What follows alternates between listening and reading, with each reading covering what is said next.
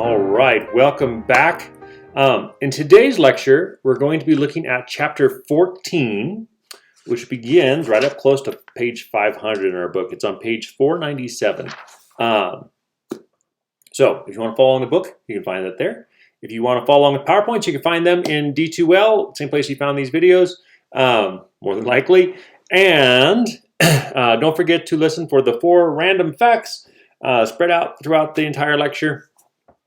And then take the little quiz for basically proving that you sat and watched me talk at you for the next hour or plus.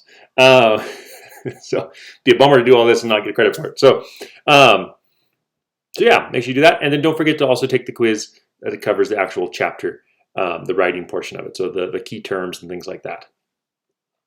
Let's see. I think that's pretty much everything as far as the reminder side of things.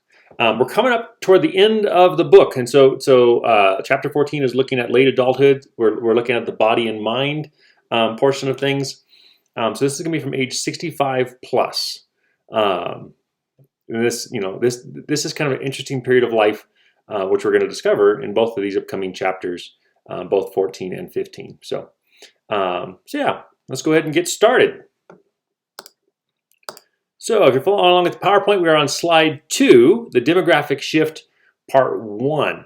Over the course of the last several decades, there's been a significant shift in the age brackets as far as the percentages of the population that are in a given age group. So 200 years ago, there were about 20 times more children under the age of 15 than people over the age of 64. And so you'd end up with kind of like a triangle. If you're looking at ages, right, the biggest group would actually be those below age 5. And then it would slowly get smaller and smaller and smaller and smaller and smaller until you got up to above age 65, where you'd have the smallest groupings. Today, there are only 3 times as many below the age of 15 compared to those above age of 64. Okay. Which is kind of an interesting thing. We're starting to come up with, and I'll show you here in just a second. We'll talk about that in a second. 8% of the world's population is 65 or older as of 2015. United States, 15% of the population is above the age of 65. Canada, 16%. Italy, 22%.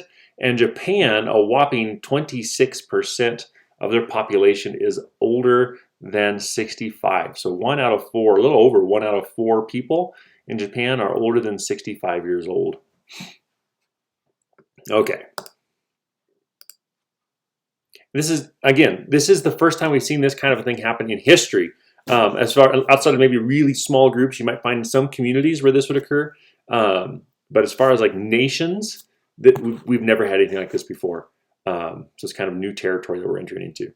So slide 3, the demographic shift, part 2, 3 traditional reasons for traditional pyramidal shapes. None of these are currently true. So if you go back even probably 60 years, 70 years, definitely 100 years, all of these would hold true.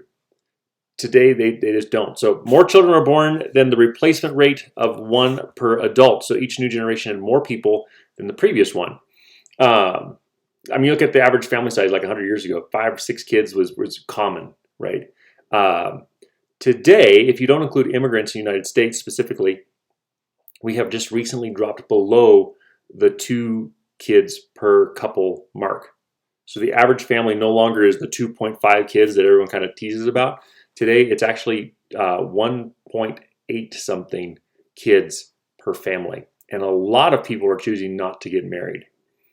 And or start a family in any way, shape, or form. So this has been a pretty significant shift.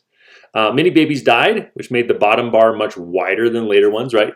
You were born and you might not make it for the first couple of years. If you did, you might have a little better chance, but again, it would slowly just kind of shrink up as we go. Today, a lot of babies don't, and so you're kind of going to see a consistent, up. You're a small shrinkage a little bit, right, as time goes, because there are going to be some things, accidents, things like that can occur. But the amount that shrinks from year to year is a little bit smaller than it was in the past. Actually, a lot smaller than it was in the past.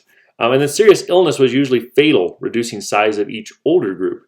Even in America, a little over 100 years ago, the average life expectancy of a man was about 40, somewhere between 46 and 48 years. And average life expectancy for a woman was closer to 60, but still not much beyond 60. And that's due to the fact like you get scratched, right, or something, and then that scratch gets infected. We didn't have antibiotics until the 1920s is when they first kind of started discovering that.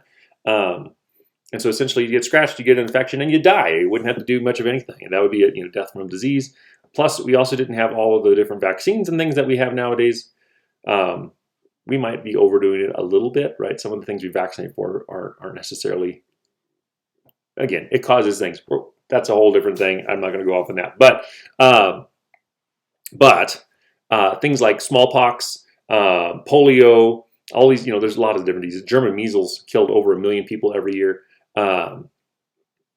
In the past, I think it was actually the average death rate of German measles was 1.5 to 5 million people a year. Mumps, all these things technically knocked out people every year. And they have pretty much disappeared today, right? Some of them are still technically around. You might find them in pockets around the world, but for the most part, in the more advanced, quote unquote, advanced world, you're going to find fewer and fewer of those being an issue, right? I have never met a person that has had the measles, for example, today. Whereas like my dad, when he was a kid, everyone got the measles at some point. And so there's, those kinds of shifts that have occurred. Same with polio. A lot of people had polio. I know of a few people who had polio, but I never actually personally met somebody who has had it. Right. Okay. So 3 things that were the case aren't so much anymore. So we're living longer, which is also making some issues or some differences in the age brackets. But we have everyone is living longer basically, and because of that we're also choosing to have fewer and fewer children. So slide 4. You can also find the image that we're looking at here on slide 4 on page 498. So if you're following in the book, you can do that. Basically, this is just showing it's a demographic in India.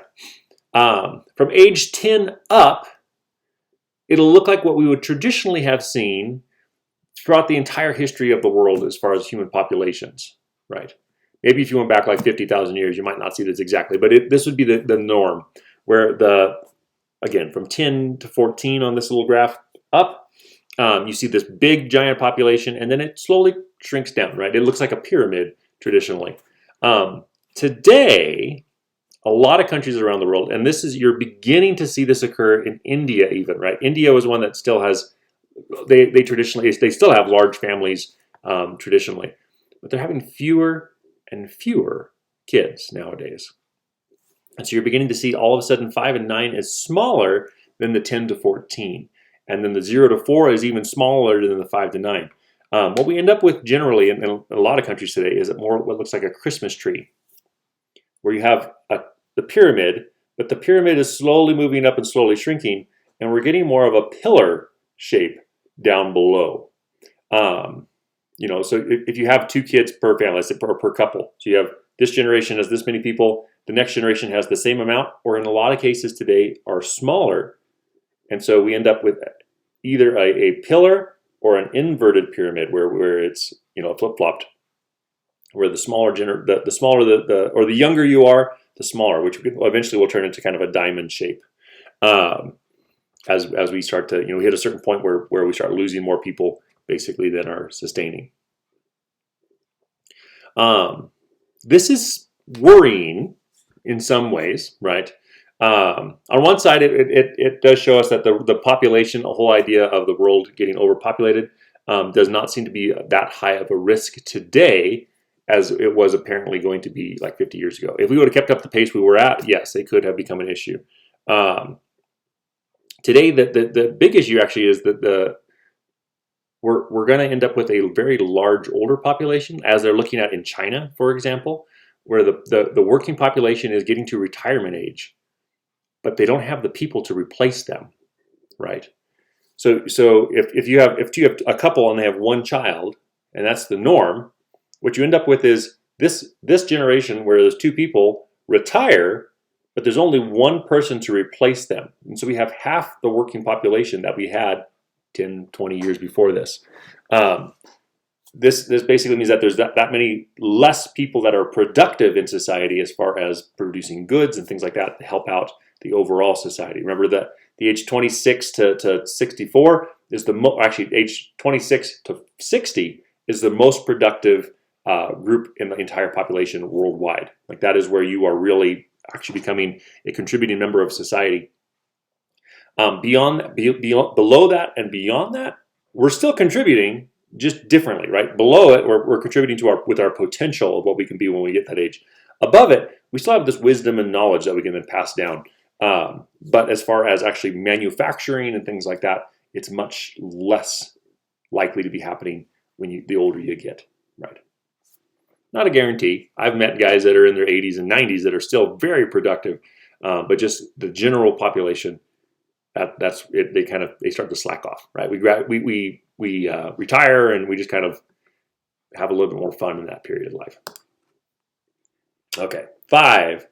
What kind of old? So there are different kinds of old, and there's a good chance you have met people in these different categories, right? You have young old. They're the largest group of older adults. They are healthy, active, financially secure, and independent.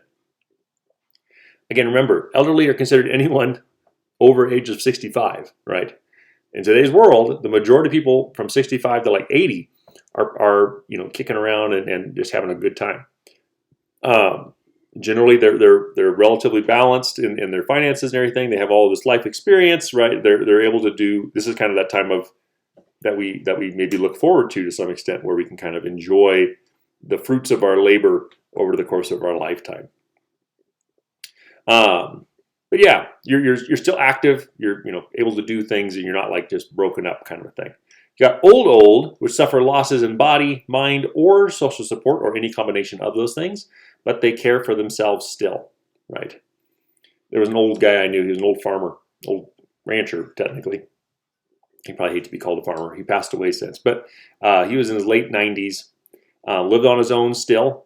And if you went to visit him, he was broken up. He got bucked off of horses and fell off of things and all over the years.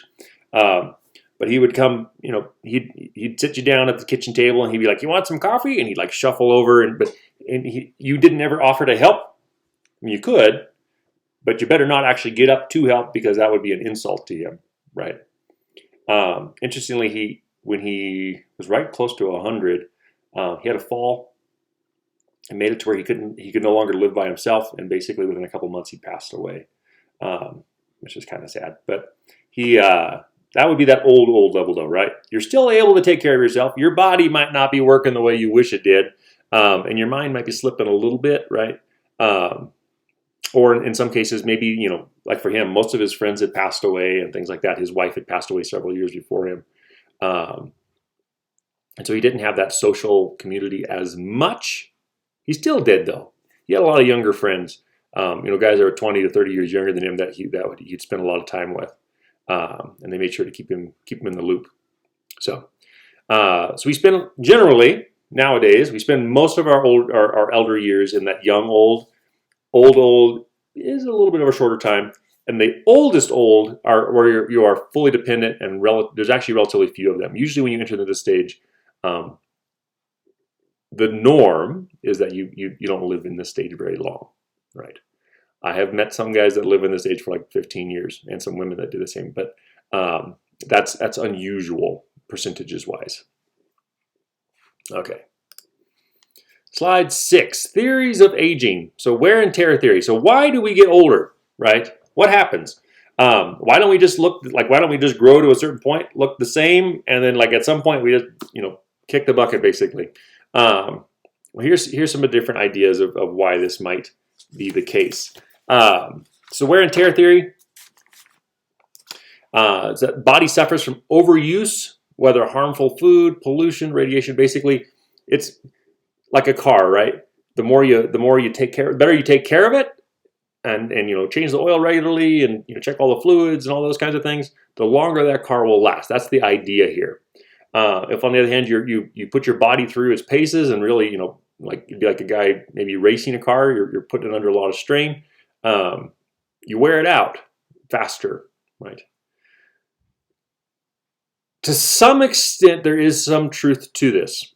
But the theory is basically discounted by the evidence from calorie restriction things. They actually took a bunch of volunteers, people who were actually already doing this kind of a practice.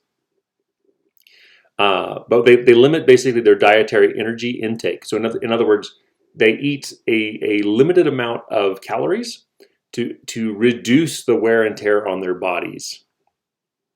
They make sure they get enough vitamins and they get enough minerals and all the important nutrients. But they keep their overall calorie intake at a minimum for health. The idea was that this would potentially slow down your aging process. Basically, you put less wear and tear on your body will last longer. But it didn't play out. They basically hit the same averages as the control group, which were just living their life, eating normal food, and all those kinds of things. Now they have found that eating a good diet does make a difference, right? If you're living on Twinkies, you're not going to live as long. But if you're living on whole foods and things like that, lots of vegetables and good quality meat and those kinds of things, clean eating, generally there really wasn't much difference between the two groups. Okay. Genetic theory is that the species has a maximum lifespan or a genetic clock, right? This is why no matter how well you take care of a mouse, it's not going to live more than a couple of years, right? That is the species limit. On the other hand, if you had a parrot, it could outlive you. In fact, a lot of parrots do outlive their owners. They can live 75, 80 to 90 years potentially, right? They have the potential to reach that age. Elephants, tortoises, some of the great tortoises, they can live to be 100 plus if the environment is correct. The Greenland shark can live to be 500. They found a specimen that was about 500 years old. And then you got like trees that live thousands of years potentially. So this is an idea that there's every species has a certain potential for a potential lifespan. Right. It's different from the average life expectancy. So there's a genetic potential. Most people don't hit that though. For humans, it seems to be approximately 120 years old is our full potential. Okay. Now there are some groups that argue that there have been people who have lived longer, right? There's a lot of ancient texts for like scripture and things like that. For example, Bible, and if you're in Christian or Judeo side of things, that talk about people living much longer. If you look at like China, there's Taoists and stuff that claim to have lived like 300, 400 years. But there's no scientific evidence for people living much beyond 120. Supposedly my great-great-great-great-grandfather lived to be 122, but he fought in the Revolutionary War in America, and he from what they can tell records wise, it's really hard to pin it down as far as exactly when he was born, but yeah, he supposedly lived well over, a little bit over 120 years, but that is like unbelievably rare, especially when you look at like he fought in the Revolutionary War when he was in his 70s. It's just impressive also. But then he made it into the 1800s after that, like well into him. Like he passed away like 1820 something. So yeah, unusual, but possible maybe, right? But yeah, all that to say, 120 is the norm. Culturally, the average life expectancy can vary, right? And that can be environmental factors and all those kinds of things, the kind of diets and lots of different factors there.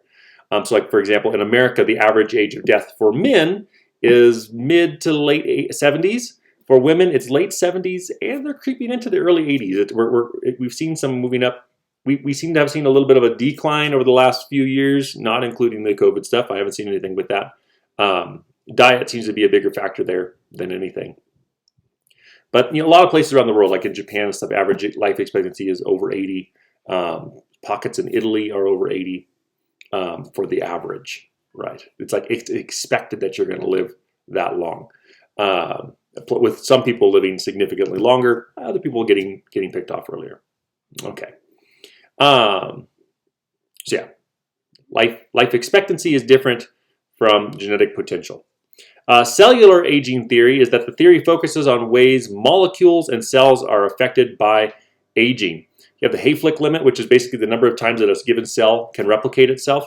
Um, when cells replicate, you can almost think of it like a photocopy machine. Okay, you have your brand new when you're brand new born, your cells are just brand new made. You got a brand new printed out piece of paper with all this stuff on it, and then you photocopy it, and then you photocopy that photocopy, and then you photocopy that photocopy, and eventually what you're going to end up with is basically just a blank piece of paper. Essentially, our cells work the same way. All living cells work the same way as they replicate themselves to keep you alive. They basically are going to be going through and slowly fading over time. It appears that for human cells, it's approximately 50 divisions, right? And that's how a cell replicates itself. It goes here, and then it splits in half, and creates a new one. When that happens 50 times, it seems like the genetic program kind of shuts down. And that would be connected potentially also to that genetic theory, right? The cellular aging. And the Hayflick limit is that for humans, it's about 50 divisions. Telomeres are the area of the tips of each chromosome that is reduced a tiny amount as time passes. By the end of life, the telomeres are very short if you've lived a long life. And so again, it's almost like a fuse, if you will, and it just gets smaller and smaller, and it's microscopic to begin with, but it gets smaller and smaller and smaller with people who just generally kind of just pass away from no obvious reasons other than just aging. They're extremely small by that point. There are potentially environmental factors that can speed up or slow down that process, but it's still going to be happening. Okay. So, what have they found? Right, slide 7. Basically, the name of the game is it's all genetic. Every species has a maximum lifespan. Genes determine that maximum. Right. Some genes can cause unusually fast or slow aging. Others program a long, healthy life. Right. So a lot of times the genes are going to be make it easier or harder to reach old age. But as a species, we have a genetic potential of about 120. 2 alleles of the APOE gene are found in 12% of men in their 70s, but death is more common in the 88% without it. So if you have this little shift, this genetic shift, basically you're more likely to live longer as a male than if you don't, right? That doesn't mean that it is a guarantee. It also doesn't mean that if you don't have it, you're not going to make it into your 70s or later. It just makes it more or less likely. Okay, and again, environmental factors are going to play a big role in this. Are you around a bunch of clean, healthy air to breathe, and are you eating good food and getting enough sleep, or are you putting your body over an additional strain? Because it is possible to wear your body out faster, just not in the way that they had thought with the wear and tear theory. Okay. Let's see. Boom, boom, boom, boom, boom. Slide 8. The prejudiced. Oh, by the way, with the calorie restriction stuff, if you want to look at that on page 503, there's a really good little view from science where they explore that idea a little bit more in depth. All right, but we're looking at ageism now on slide 8. Before we do that, though, here is the first random fact for this one. So Sweden has the most islands in the world, with 221,800 islands officially registered as part of Sweden. So there you go. Sweden's got a bunch of islands. The Philippines thought they had it, but it's wrong. Anyway, okay. So ageism. What is ageism? It's basically like racism, but instead of being racist, you are ageist. You make pre-assumptions about a person given their age, right? So in the form of prejudice in which people are categorized and judged solely on the basis of their chronological age, considers people as part of a category and not the given individuals, right? Humans have a massive amount of diversity, and honestly, out of all of the ages, these senior years are going to have the most diversity by far. As far as physically, psychologically, your social connections, your abilities, all of these things you're going to have a massive massive amount of diversity at this point. So thus, you could have a guy who's 90 years old and can still function perfectly fine, still can do a job, do all those things. On the other hand, you could have somebody who's like 68 and they're already mentally slipping, their body is just broken, all these different things. And so that you can't just be like, well, the person's 70, therefore we don't want them. Or they can't do this. That's not true, right? I've met people who are in these periods that can outdo guys 50 years younger than them, literally. I met a yoga master who, honestly, the flexibility was just insane. He was in his 80s. Met a rock climber who was in his 70s. He was also a gymnast. His strength and stamina were just outstanding, right? There's people who run marathons in their 80s and 90s. Is that going to be the norm? No. But, again, you can't just make an assumption given their chronological age. You also, we'll talk about this in a second. Okay, slide 9. Believing the stereotype. So ageism becomes a self-fulfilling prophecy with 3 harmful consequences. Here's some of the reasons why this is an issue. Younger adults treat older people as if they are frail and confused. That treatment itself makes the elderly become more dependent. Essentially, how you are treated is how you begin to act. It's like a little kid who they're treated like they're dumb or like they don't know what they're doing, and they think that they're dumb and don't know what they're doing. Same thing happens throughout the entire part of life. But at this point, if I begin to treat you as an old person, right, differently than I would treat other people, that's going to affect how you respond to yourself as well as to your environment. So if professionals believe that the norms for young adults should apply to everyone, they may try to make older people behave as younger adults do. If they fail, they give up, right? Well, this is what the average person can do, so why can't you, kind of a thing. And if that's true, again, it'd be like judging a 5-year-old compared to an 18-year-old, right? 5-year-old can't do what the 18-year-old do, and that's not just, so it's not like, well, the 5-year-old's a failure. No, you're judging them by the wrong category. Like, why can't that 5-year-old lift 400 pounds, right? Well, they're 5. They weigh 40 pounds maybe. Same thing with the elderly, right? If I'm judging an elderly person, somebody who's in their 60s, 70s, 80s plus, by the standards of a 25-year-old, they're generally not going to be able to do it, right? And so therefore, if I do that and I just give up on them, that's not okay, right? We need to take them into consideration of who they are, where they are as an individual, and as far as like where their body is and things like that, right? Mentally, physically, all that. Okay. 10. The facts. Illness and disability are facts. And in fact, the older you get, the more likely you are to experience them. So it's not simply a result of ageism, right? It's not like, well, if you just treated me like a younger person, I wouldn't get sick. That doesn't true, right? Like your body does wear out. But recognition of the reality of primary and secondary aging is needed so that health can be protected. So recognizing what is preventable, where they are at in themselves, and not underestimating. So you don't want to like push them too hard, right? You don't want to overestimate everything, but at the same time, you also don't want to underestimate them, right? It's like, oh, you're 75. Here, let me get you a wheelchair. And the guy's like, I can still do jumping jacks, right? That kind of a thing can be an issue. There's maybe I'll see if I can look for it. Anyway, I've seen a video where there's a guy. He's a gymnast. He's in his late 60s or early 70s. I can't remember which. But he has a little spiel thing where he goes and he comes walking through with a walker, and he goes to this massive professional trampoline and he begins to do like backflips, like multiple backflips with his walker, basically kind of prove a point. Like, you don't just treat somebody.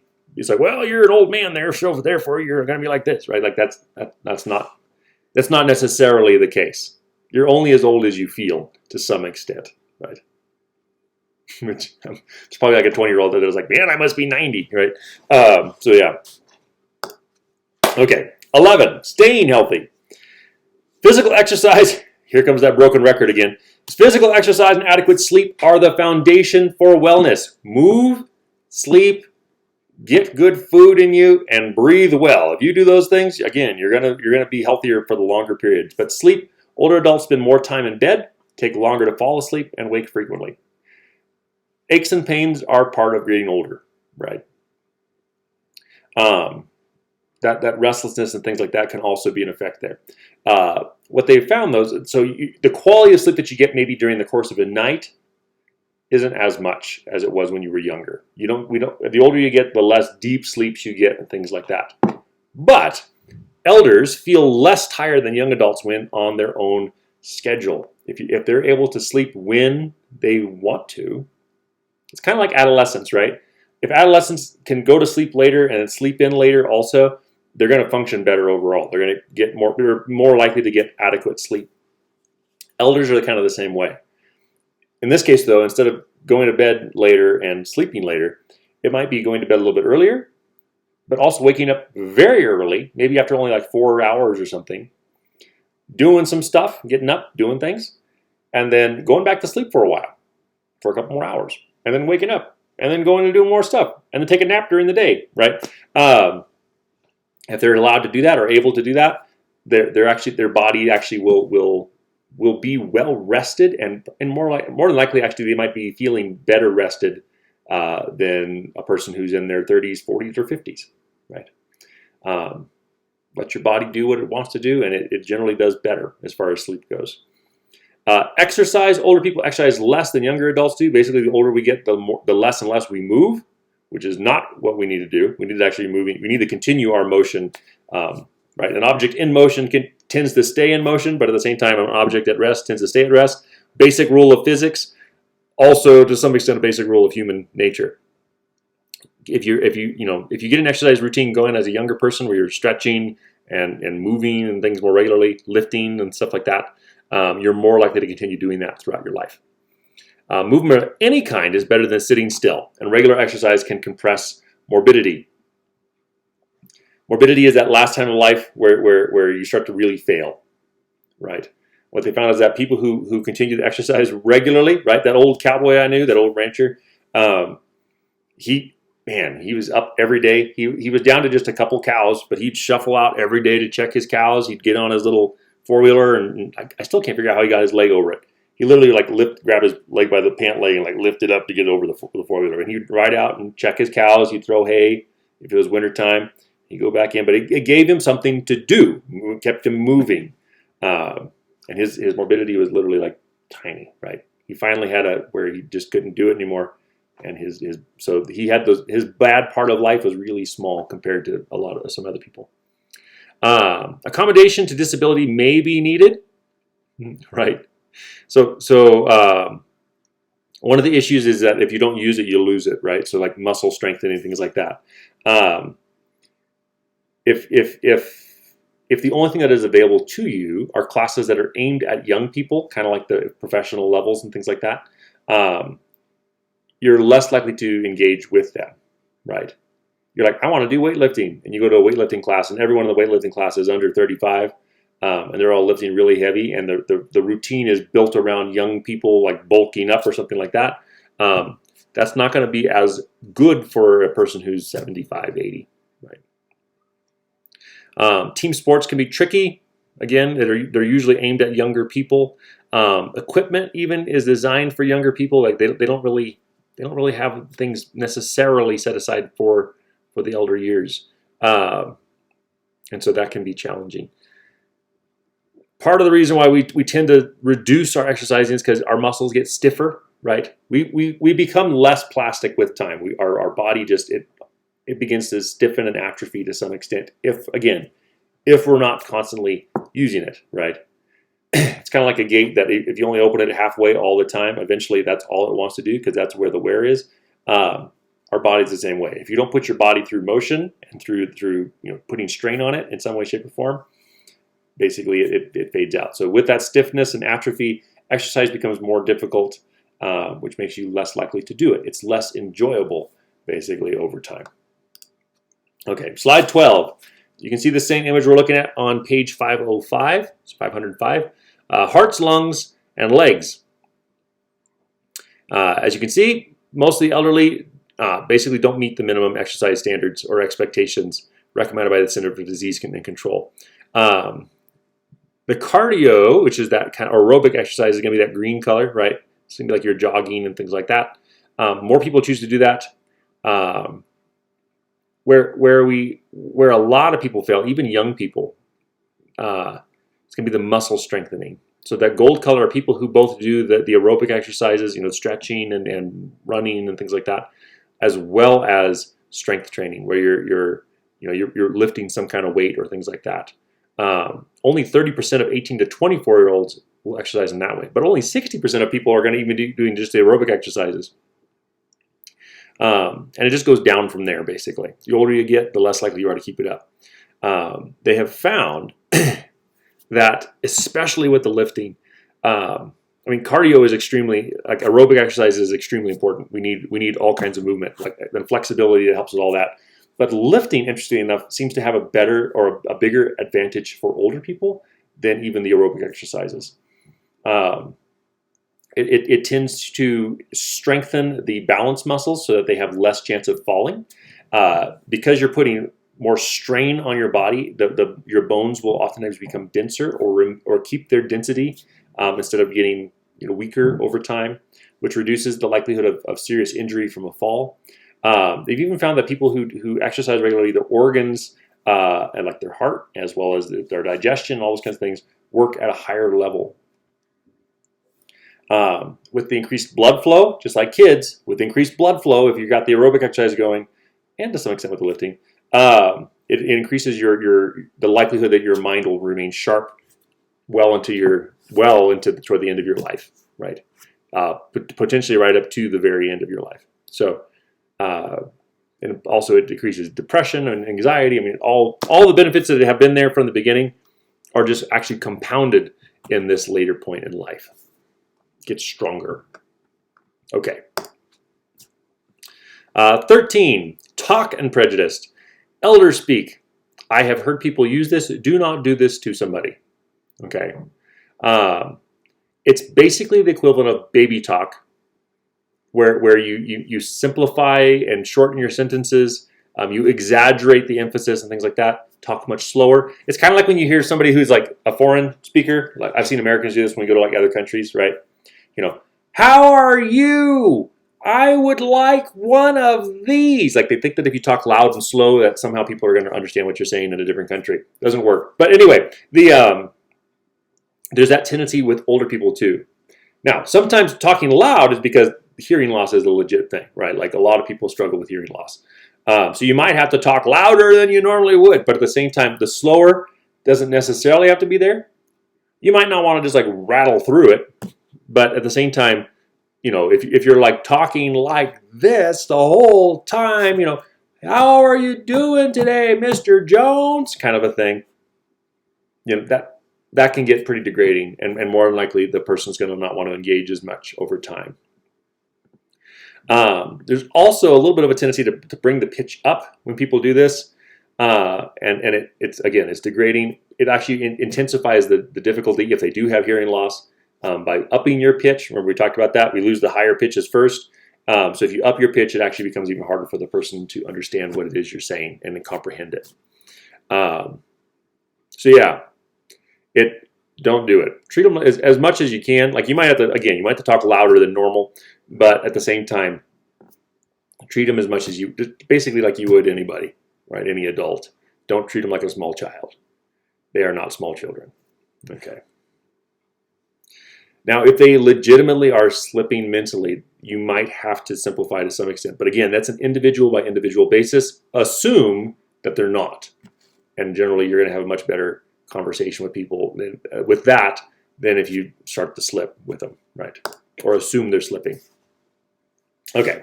14, selective optimization with compensation, part 1.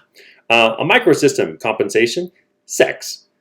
Older adults who consider their health good, most of them, were asked whether they had had sexual intercourse within the past year. If they answered yes, they were considered sexually active. Interestingly, not maybe that surprising, but at the same time, maybe a little bit surprising for a lot of people. A lot more people are continuing to have sex well into their 80s than a lot of people assume. So, for example, there's a little thing. If you look on page 507 of the book, we don't have it in the PowerPoint, but if you look at page 507 in the book, respondents in an intimate relationship who had sexual intercourse in previous years, percentages, about a little over 50% of men in their early 80s had intercourse in the previous year, and a little bit over 40% of women had intercourse in the previous year. Men were more likely to be sexually active than women in basically every age category except for the 76 to 80-year-olds, in which case the women were more likely to be slightly more sexually active than the men. So yeah, it's not like, well, I'm past this age and therefore I can no longer do this. For a lot of people, that's not the case, right? Health reasons might get in the way, or no partner to do it with, but at the same time, for a lot of people, they can continue to have an active and rewarding sexual life well past their 65 plus years. It does become less frequent a lot of times, right? But it is less likely to stop completely than a lot of people assume. We talked about this a little bit with adulthood.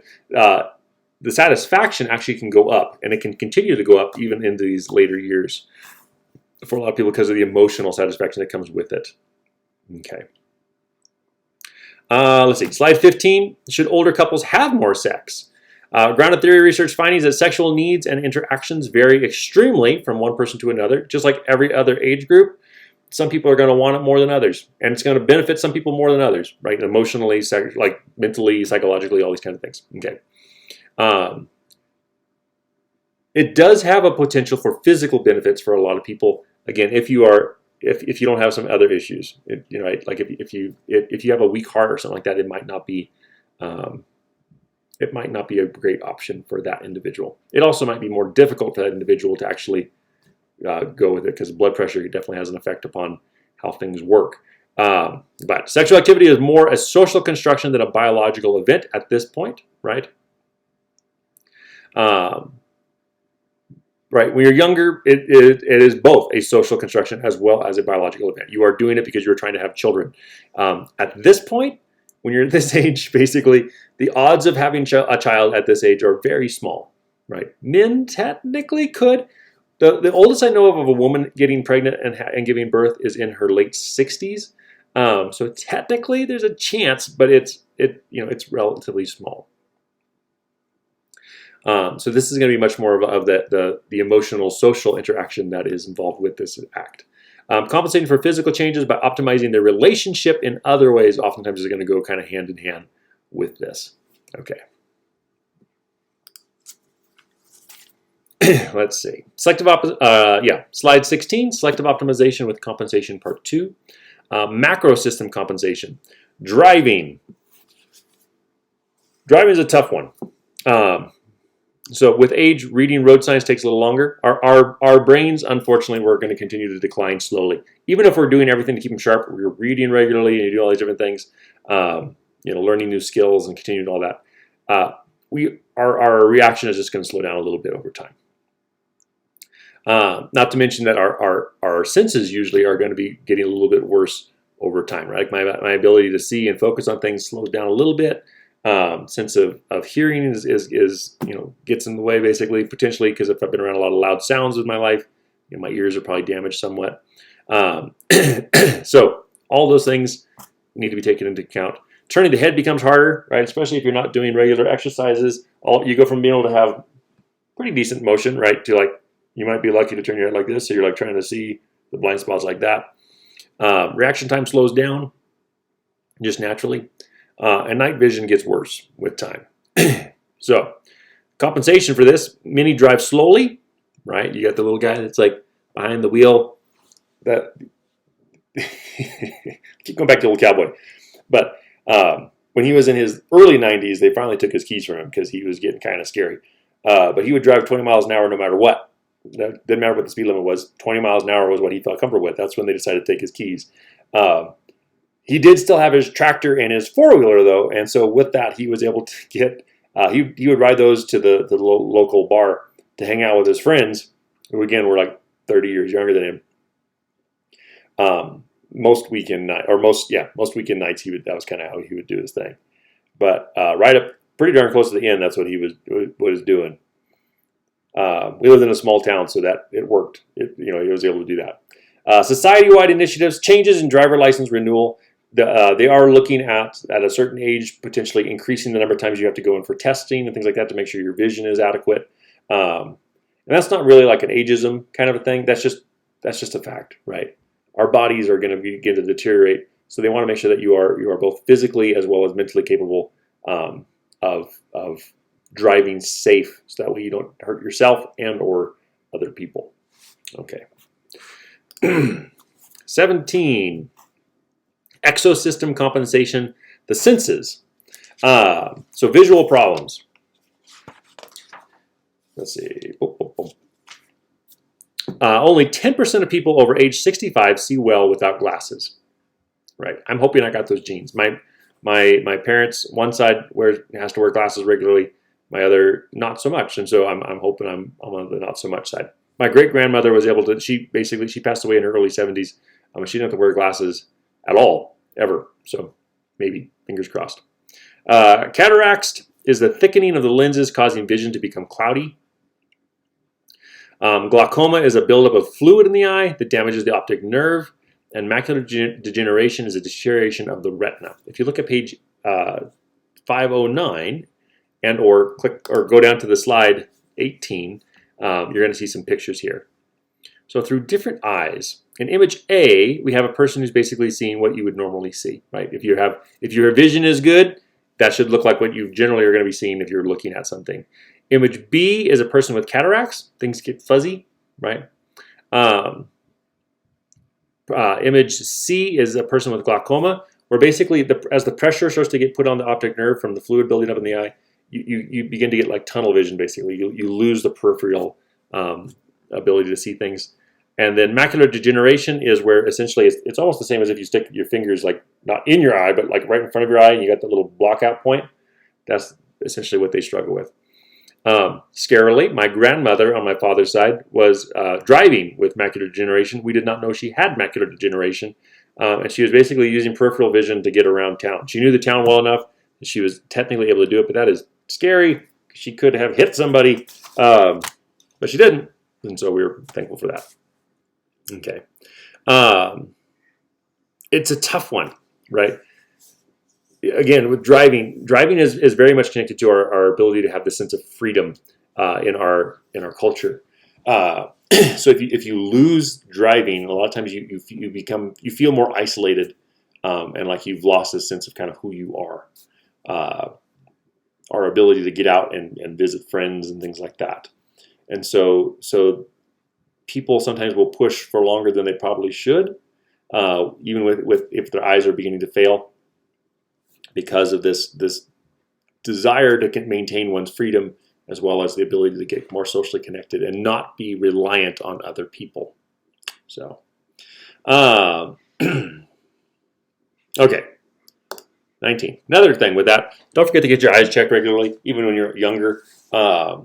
These kind of things, a lot of times if they catch it early, they can either pause it or reverse it in some cases. But if they don't catch it, it's going to just get worse. So if you feel like if your vision's not as good as it used to be, get your eyes checked. It's worth it in the long run. Okay, sensory deficits, slide 19.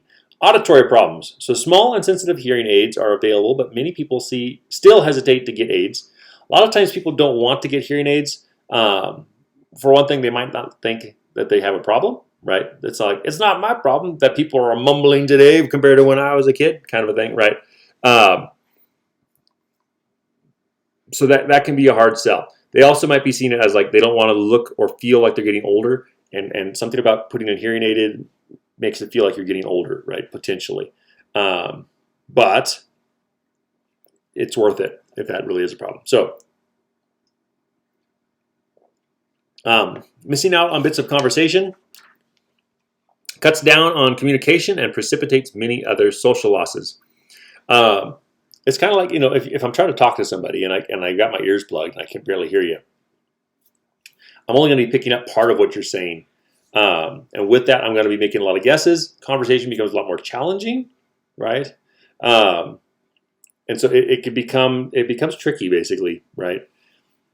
With this, they might start not seeking to engage with people more because they feel left out, or they're tired of just the strain it takes to kind of try to piece things together.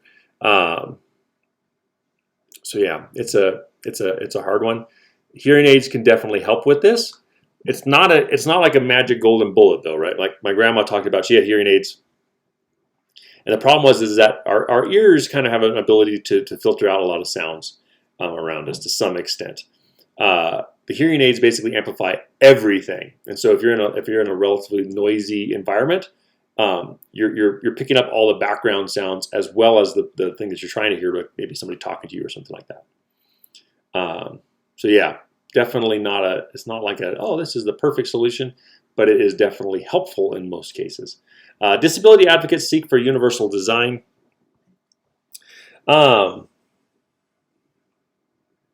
This one's kind of an interesting one. So the idea here is that they're wanting to make something that basically can be used by everyone, where it takes away the stigma from hearing aids. So maybe that would be like earbuds, right? Like we got all these little fancy like whatever AirPods or things like that. Where maybe it just looks like you have a one of those in your ear, but at the same time it's actually working as a hearing aid, which would then possibly change the overall thing. Yeah, it's a tough one. A lot of disability advocates and things like that are trying to come up with something that would be like that. But it really is a hard one to figure out, like, because a lot of people don't want to use them if they don't need them. So it's a tough sell to some extent. Okay. Let's see. So yeah. Something to keep in mind though is also offering abilities or offering things that are decent looking that also compensate for, as your body begins to basically kind of wear out. Everything is basically aimed at a typical person that is in like good health, no disabilities or anything like that. Very few companies are going to be creating things that are also usable for people who have some kind of disability. So that can be that potentially could have a more like body atypical, basically. Could be something that, like a different area where it still looks good, but it also meets the needs of people who aren't your typical person. Okay. Remember, abnormality is actually normal, basically, is basically what we're looking at. Okay, slide 20, chronosystem compensation, the brain. Bronfenbrenner, chronosystem includes both historical time and time over the lifespan. Research suggests that falls may induce a compensatory increase in brain regions involved in multisensory integration and spatial navigation. Basically, again, if you need it, your body is more likely to roll with it. Yeah, there's a picture here. You can actually find the picture on page 511. That's a picture of Albert Bandura, the guy that y'all are likely writing your paper on, the social learning theory. In this picture, he was 90 years old. He actually just recently passed away, well into his 90s. And right up to the end, he was still producing books and things that were pushing his field forward. Really a cool opportunity there. So again, just because you're older doesn't mean that you are no longer useful in society. Okay. Random fact number 2, before we go into the next slide. The total spent on adult Halloween costumes each year in America alone is $1.5 billion on adult costumes for Halloween. That seems crazy to me, but I guess, people like doing what they do. So there we go. 21, inside the brain, thinking slow. Brain slow down. So senescence reduces production of neurotransmitters. Basically, as time goes, our brain just starts to slow down. The conversation begins to slow down, basically. Neural fluid and volume of gray matter decrease and myelination thins. Cerebral blood circulates more slowly, right? Blood flow slows down all over your body generally, but that includes the brain.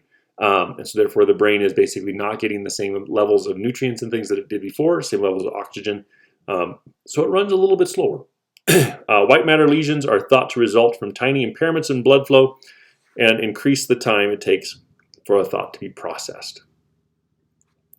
So remember we talked about gray matter, white matter, we're looking at kids, right? We start with a lot of white matter and it turns into gray matter over time. As you get older, white matter begins to basically replace the gray matter again. And the gray matter is what we like because that's where that means your brain is working very efficiently. As you get more white matter working its way through, your brain takes longer to process the material.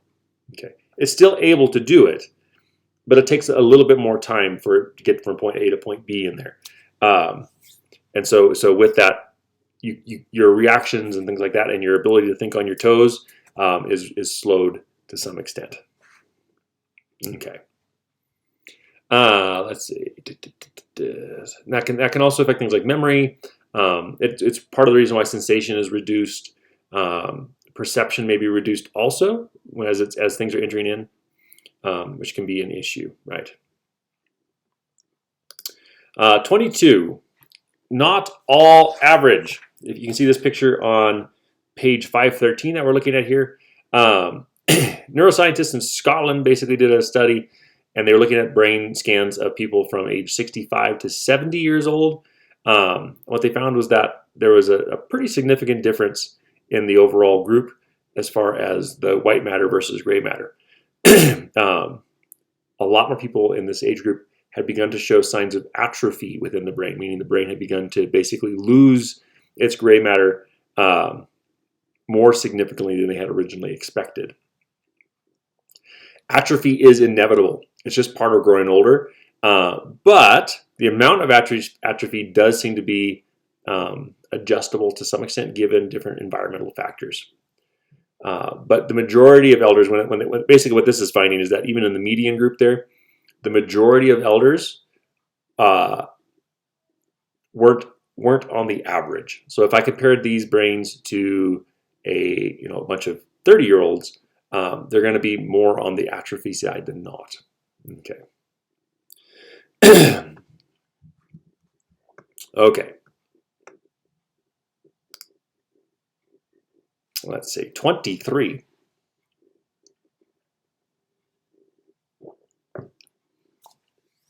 Information processing in late adulthood, part 1. Sorry, I'm just looking to see. So there's some interesting things like this inside the brain, thinking slower, on page 512. Those are areas I recommend taking a look at and kind of reading through too. Okay, 23, input, or this is where sensing is, right? That's how we get information into ourselves in order to process it and perceive the world. So some information never reaches sensory memory in older people because the senses never detect the stimuli. As your senses get weaker, it takes more energy essentially to excite them in order for them to actually send you a message and at a level that you can perceive it. So in some cases, you might hear something technically, but you don't perceive it, so it never actually gets heard and never gets stored, right? We looked at that. We looked at memory and things like that a little bit earlier. We're looking at kids. Elderly people's the brain automatically fills in the missed sights and sounds. So we're filling in the gaps. Sometimes it's accurate, sometimes it's not. But yeah, that's going to be kind of how it compensates it. You are likely not consciously aware of the fact that you are filling in the gaps, but the brain is going to be doing that anyway. Elderly people's underlying problem with sensory input may be in the brain, the senses, or both. So there might be an issue with the senses themselves, right? Your eyes just aren't working the way they used to, or your hearing is not as sharp as it used to, and so therefore the information might not be making it to the brain. Once it gets to the brain, that part of the brain might have a hard time with basically sorting it out, which then can lead to basically it's the same as not perceiving it because the brain doesn't give you the conscious realization of it. Or it could be a combination of both of those things. In either case, though, you're essentially not going to be experiencing or perceiving what's going on in the world. Okay.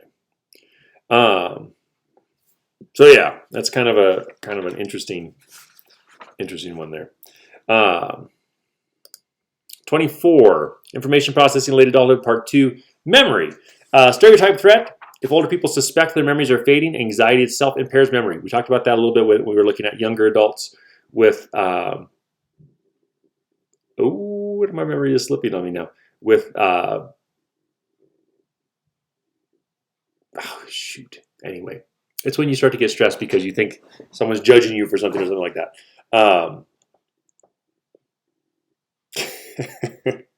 It'll come back.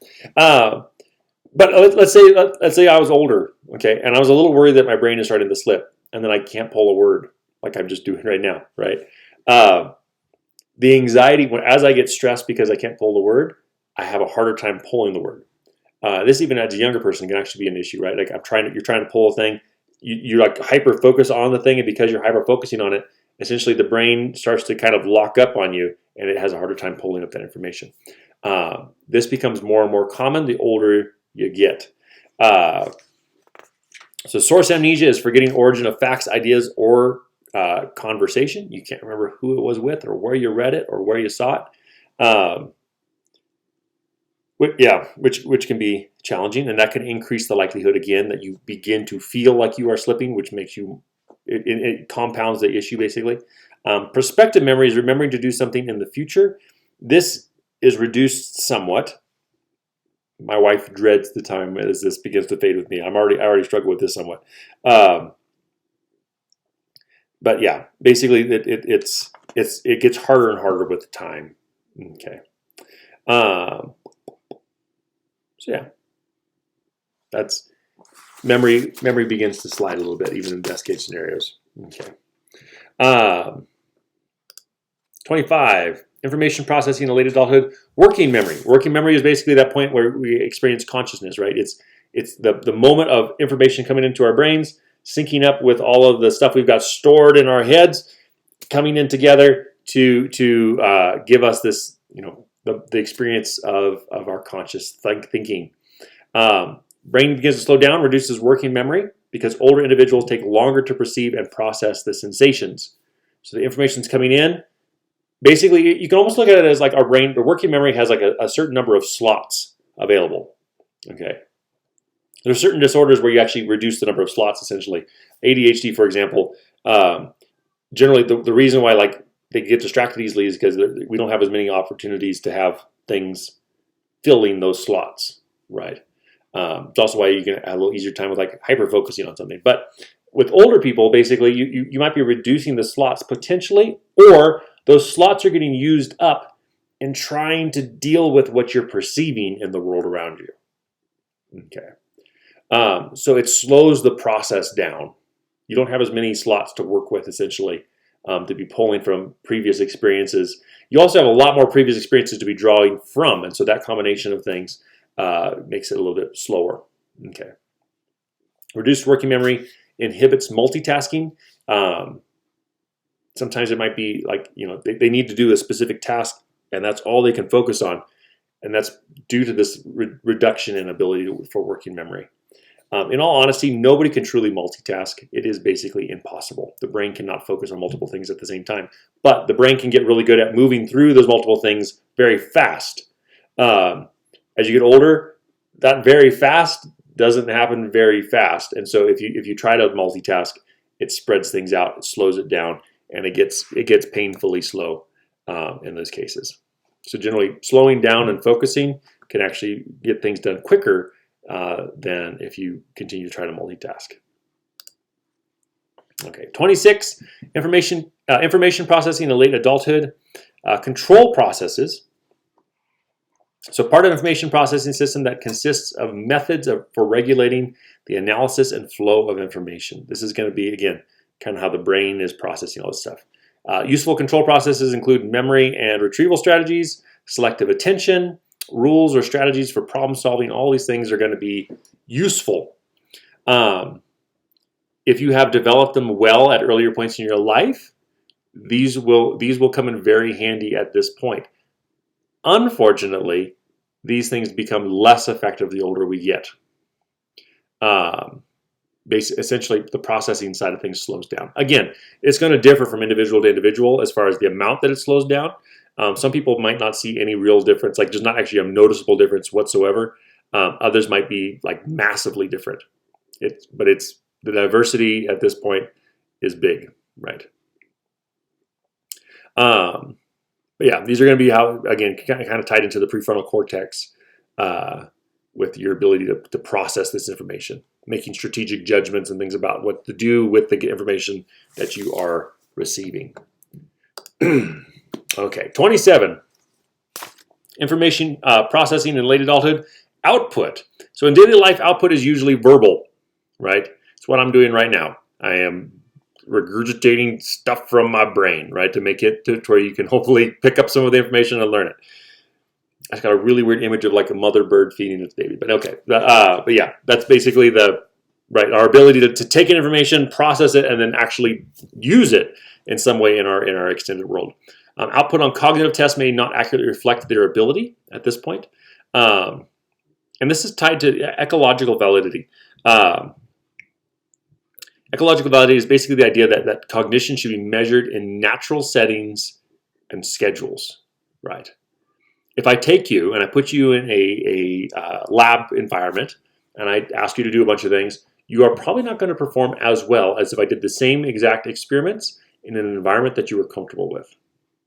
Okay. So what they have found is that a lot of elders, if they're in an environment that they're used to being in, and they're comfortable working in, they can perform very well and perform very high, even if they're beginning to struggle, like they're kind of moving into that maybe old to some extent, right, instead of the young old.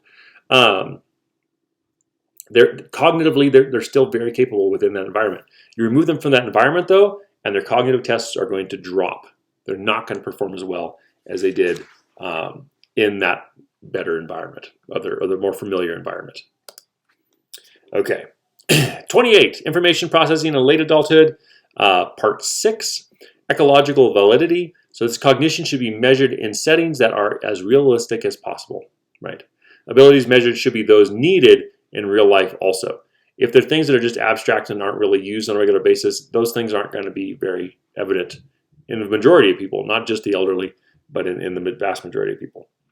So make it relevant, make it something that they're comfortable in, and generally they'll perform much higher.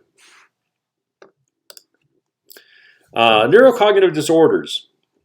So rate of neurocognitive disorders increases with every decade after age 60. Ageism and ageist terms distort and exaggerate that fact.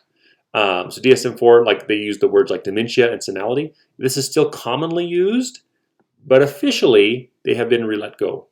DS5, they talk about major or mild cognitive impairment. And there's several different reasons for this change. One is that if I tell you that you're starting to struggle with dementia, the connotations of the connections that we have with the word dementia can cause more stress in you, which can actually amplify the negative effects that you are beginning to experience.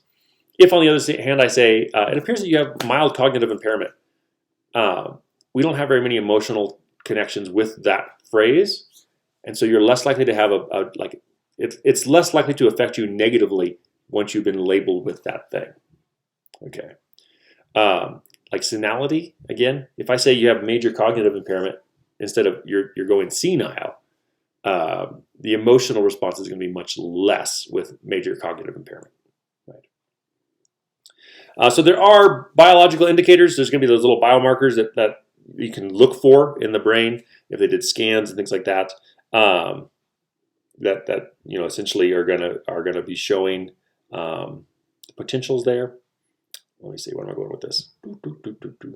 Brain scans are going to be a tool that can be useful depending on what the cognitive impairment is. Sometimes it's hard to really pin it down, but oftentimes you can see like Alzheimer's or things like that. If they begin to set in, you can actually, if you do a scan, you can see the condition of the brain and kind of how it's being affected potentially. Okay. 30, prevalence of neurocognitive disorders. There is an image here. I believe it's also in here. Yes, on page 519, there is a image of these. So time and years with Alzheimer's and intellect basically begins to fade over time with this. So not everyone gets, this isn't going to be a guaranteed, right? Not everyone's going to have a neurocognitive disorder. and you meet people that are. I met a woman who was 107 when I first met her. She had no signs of neurocognitive disorder whatsoever. She was sharp as a tack, as the saying goes. A large number of elderly people are never going to experience a major neurocognitive disorder. Among people in their 70s, about 1 person in 20 does. Most of those who reach 90 or 100, if you don't already suffer from significant cognitive decline, you're not going to. Okay. 70 to 80 is the most likely time that something, if it's going to show itself as, like if you are inclined to a neurocognitive disorder, that's generally when it'll begin to show itself. If you could make it to 80 plus without having it, more than likely you're going to live however much longer you live. You will be, cognitively capable, basically. Approximately 14% of elders had some form of neurocognitive disorder at some level, some extent, right? So again, a little bit more than 1 out of 10. But a lot of them were. They were very high functioning. You wouldn't really notice it that much. You would notice it if you knew them before, but it wouldn't be significant afterwards. Extrapolated to the overall population, that means that about 4 million U.S. residents have a serious neurocognitive disorder, which sounds like a lot. When you look at 4 million out of 380 million, it's a very small number. It'd be the same as 4 out of 380 have a disorder. A serious neurocognitive disorder. So more prevalent in low-income nations and will improve with better education and public health. Basically, they found that the higher educated you are and the better healthcare that you have available to you, the less likely you are to struggle with neurocognitive disorders later in life. Could be because of practices we do, could be the diet we eat, could be the fact that we exercise more, all those kinds of things all add up potentially to this. Okay. So there are many neurocognitive disorders. Alzheimer's disease is going to be one, vascular disease, and then there's other disorders. So we're going to take a look at all of these. Go ahead and go to slide 32. Alzheimer's disease. Let me see. If you want to follow along in the book, on page 517 is kind of the beginning of the Alzheimer's section. Now it's referred to as a major neurocognitive disorder, again, because of some of the connections to it. As far as our when I hear the word Alzheimer's, like the emotional panic that might be told if I was told I was getting Alzheimer's, they have been attempting to reduce the use of that kind of terminology. So it's characterized by gradual deterioration of memory and personality. And it can happen slowly or it can happen very rapidly. So it's marked by the formation of plaques of beta amyloid protein and tangles of tau protein in the brain. The brain of a person with a major neurocognitive disorder, or Alzheimer's specifically, will look significantly different from the brain of a person who is functioning normally. It can be modified by education, use of cognitive reserves, and it's partly genetic. There do seem to be some environmental factors that can increase or decrease the likelihood of struggle with Alzheimer's. They have found that there are people who their brain, upon death, like maybe they were showing a little bit of neurocognitive disorder, right? Like a little bit of a decline, but they were functioning very high. And then what they found is that when the person passes away, the brain is riddled with these plaques and things that basically would normally have caused a person to just be, totally falling apart. Other people, there's very little like actual buildup of these plaques, but it affects them very deeply. And this could be partially genetic. This could also be a level of education and things like that. But middle age, if you get Alzheimer's in middle age, generally it's connected to trisomy 21, or it's basically 3 different genes that make it more likely. And it's also oftentimes connected to, like, if you have Down syndrome or things like that, that increases the likelihood of getting Alzheimer's or having a major neurocognitive disorder earlier in life. Late life onset is partially genetic and partially environmental. So yeah, it's going to be a factor there. If it runs in your family, you are more likely to get it. On the other hand, it's not a guarantee that you will get it, even if it does run in your family. So, okay. 33, Alzheimer's disease, part 2. Genes involved in Alzheimer's disease, AD, in middle age is rare, usually caused by genes, again, because of Down syndrome, and progresses quickly if it does happen. Most cases of AD begin much later, and many genes have some impact. So there's going to be some things that make it more or less likely. Okay. The image on this slide, slide 34, you can also find this on page 518. It basically shows a healthy brain and an Alzheimer brain side by side, like one half and one half. Okay. So some of the signs of Alzheimer's can be forgetfulness, especially for recent events or new information. And it's above and beyond the norm, right? Everyone's going to have some forgetfulness, but if it becomes like very blaringly obvious to people around the individual, that can be a sign to kind of get it checked. It'll generally be followed by generalized confusion, just overall confusion with a lot of things. It can lead to dangerous memory loss. This is where you go out to get the newspaper on the front yard, and all of a sudden you're like, where am I? And why am I out here? And you just kind of wander away. That would generally be a sign of stage 3 in Alzheimer's. Impaired communication, you kind of start to get shut down. And then at stage 5, we end up in a general state of unresponsiveness, kind of locked away basically inside your own brain. And you can see that the diseased brain in this case, in this image, is the one that's very red and very much smaller, much more shrunken. And all the red is basically indicating where the plaque and the tangles are at their densest. So the person who's struggling with Alzheimer's disease, almost the entire brain is riddled with the plaque buildups.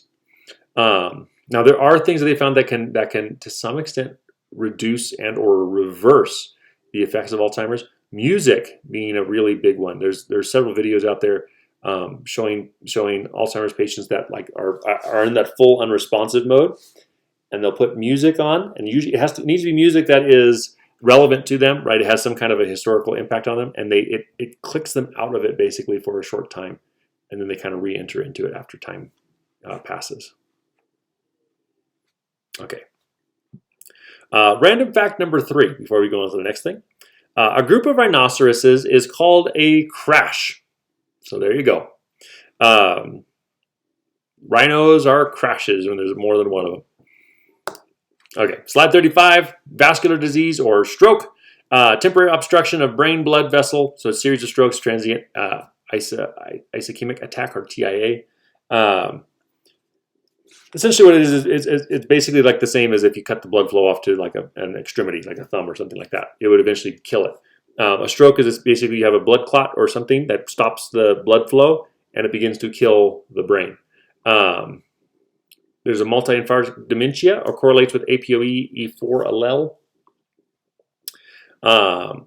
Frontotemporal neurocognitive disorders are most common PIC diseases. 50% of all U.S. neurocognitive disease cases are earlier onset.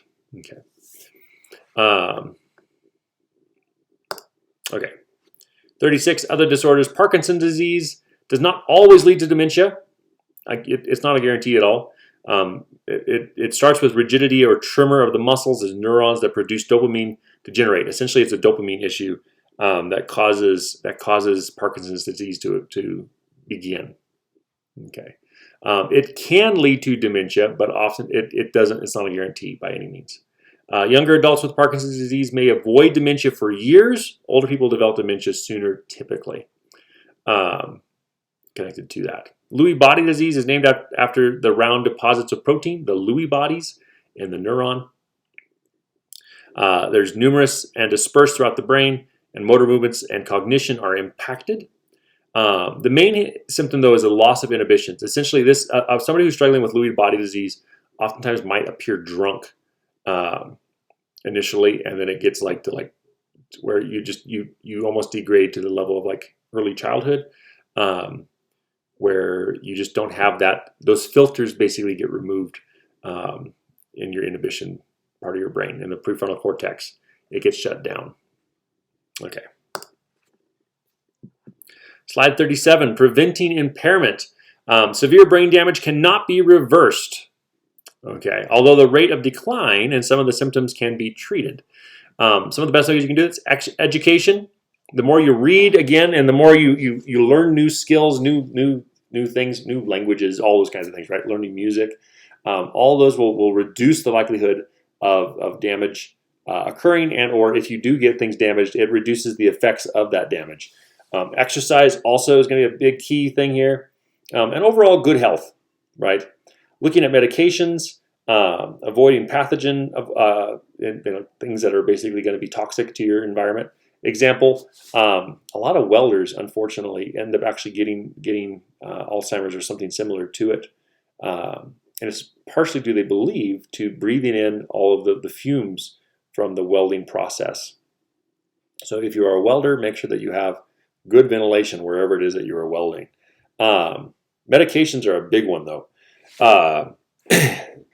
So let me see, I'm trying to remember. I'm going to hold off on that. Think of the medications, though. Okay. 38, reversible neurocognitive disorder. Depression is the most common reversible condition that is mistaken for neurocognitive disorders. An older person who is depressed may show signs similar to that of Alzheimer's or things like that, right? You just start to kind of shut down. And it might not be anything to do with actual Alzheimer's or anything like that. It can literally just be that you are feeling depressed. This is especially likely if you're like in a nursing home and no one's visiting you and things like that. You can basically begin to decline more rapidly because of this. Malnutrition is another big one. It can cause symptoms that may seem like brain disease, but you're actually just starving. If you have loved ones, and if they are in something like a nursing home or something like that, or a retirement home, and they begin to show signs, these might be things to check on. Another thing is going to be polypharmacy.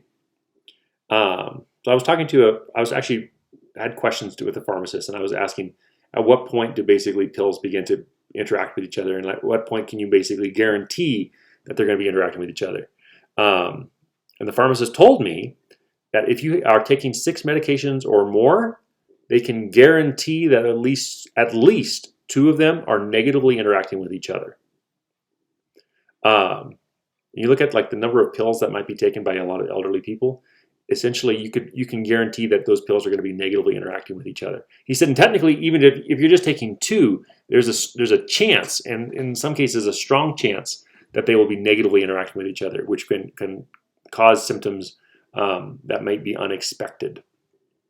Right? They're like, here's this drug, here's the effects, and here's the side effects. But those are side effects if you're taking only that drug. If you combine that with something else, the number of potential effects are just amplified drastically.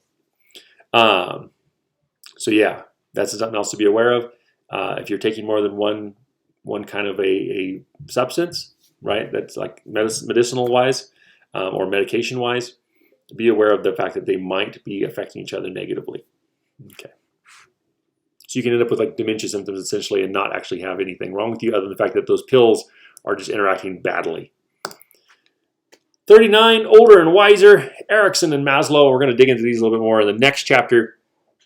But this is that final stage of integrity, right? The final stage in Erikson's model in which older people gain interest in the arts, in children, and in human experience as a whole. We begin to really look at the things that are most important. So this is also where Maslow felt like we had the highest chance of self-actualization. Remember that pyramid of things, that's that final top stage there. It's characterized by aesthetic, creative, philosophical, and spiritual understanding. All these things are oftentimes tied or connected with our idea of what wisdom is. Wisdom is essentially not just knowledge, but it's knowledge of how to live a good life, right? The things that are truly important. If you achieve that, you've essentially achieved wisdom. The older you get, the more likely you are to achieve that. You can be 40 years old and have a lot of wisdom. I've even seen kids that are like wise beyond their years, right? But generally speaking, the odds of it happening are you need life experience to truly understand it. And that's where wisdom comes into play, with experience. Slide 40, aesthetic, learning late in life. So aesthetic sense and creativity. Generally extraordinarily creative people feel that their ability, their goals, or the quality of their work is not much impacted by age or impaired by age. Life review involves examination of one's role in the history of human life. So this is a stage, again, where you're looking back, seeing what you've done and how you've accomplished things. What they found is that people who have, if you're,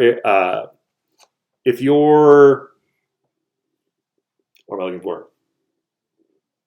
If you're creative in things, okay, and if you've expanded the things that you're interested in beyond like one or two things, you increase the likelihood that you will have a much more full and rich set of elder years. Okay, let's say like if all you do is, let's say, like play a sport, you're like, I'm all into, I don't know, basketball or rugby or something like that, right? You are significantly less likely to remain happy because your body will begin to deteriorate and you can no longer play that game at the level that you used to, right? But if that's your only interest, you're gonna have some issues. It's good. That's a great thing to do, right? Rugby, maybe there's a high chance of head injury, but anyway, as a guy who used to play rugby, I avoid that. But what was I going to say? Anyway, the brain glitch. Just like boop, creativity, expanding things. Make sure that add things like reading, right? Add things like art and music and maybe even like meditation or enjoying tea or something. I don't know, something. But things that don't necessarily require physical activity, so that if your body begins to deteriorate to the point where you can no longer do that thing, you still have other things that you can participate in and truly enjoy. Other skills that involve more than just physical attributes, which can be very beneficial in the long run. So expand yourself in multiple areas, not just in one specific area. Slide 41, the final slide, wisdom, expert knowledge system dealing with the conduct and understanding of life. And again, this is that point when the elders typically have much more of this than younger people do. It's also a little bit worrying when we look at our society and how we tend to not value the elderly because of the fact that we're missing out on a lot of potential wisdom. We're missing out on basically the things that are really important and learning from them in not interacting with them more regularly. So self-actualization and integrity are considered parts of wisdom. And some elderly people are unusually wise, right? It's not a guarantee. Just because you're old doesn't necessarily guarantee that you are going to be wise. You have to go through this process of kind of re-examining things and looking at like what is it that truly is valuable to achieve wisdom. But it's still that generation is extremely important, right? Those people who have entered into this elder stage of life, we need to pay attention to them and to listen and learn where we can. So this is an image of let's see if they got it in here. Oh, there we go. On page 527, there's an image, and it has a thing called long past warring. Is the little side note there. Many of the oldest men in Mali. So Mali is a country, obviously, right? But they were in civil war a number of years ago. They had 2 national coups in recent years. About 75% of the male population is under the age of 30, with less than 2% over the age of 70. And so with this, they've basically lost a massive part of their identity, as well as a massive part of the men who basically could potentially guide these younger men with wisdom rather than with just all of the potential fury of a younger man. So yeah. With that, the final random fact: the Cookie Monster's real name is Sid, like Sid the Sloth. Cookie Monster's real name is Sid, so keep that one in mind. All right, so that's the 4th thing. That's all 4 of your random facts. Make sure you do the quizzes connected to this chapter. And if you want to read ahead, we're going to be doing late adulthood, psychosocial development next. So continuing on with this age group, but looking at kind of our social aspect and how we engage with other people, like work and home life and all those kinds of things. So yeah, if you want to read ahead, do that. Otherwise, message me if you have any questions, and I will see you in the next video. Have a wonderful day, night, morning, whatever time it is you're watching this, and I will see you then. So until then, goodbye.